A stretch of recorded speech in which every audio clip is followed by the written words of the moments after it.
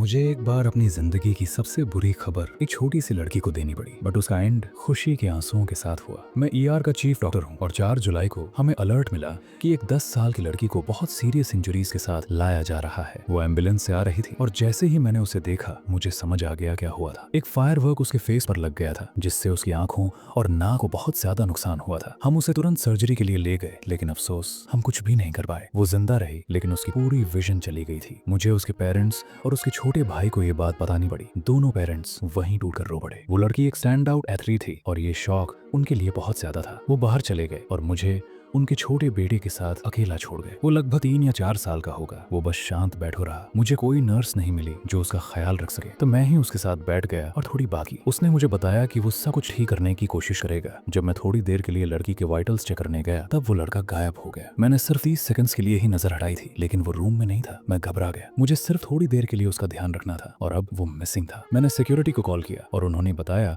कि वो मिल गया है। मैं ऑर्गन डोनेशन ऑफिस गया और वहीं वो खड़ा था। वो डेस्क पर बैठी लेडीज से पूछ रहा था कि क्या वो अपनी बहन को अपनी एक आंख दे सकता है, क्योंकि उसकी बहन ने अपनी आंखें खो दी हैं और उससे लगा था कि उसे दोनों आंखों की जरूरत नहीं है। वो पल इतना होलसम था कि दिल भर आया। और जब उस लड़की को पता चला कि वो कभी देख नहीं पाएगी तो कम से कम वो बात उसके चेहरे पर एक मुस्कान ले आई।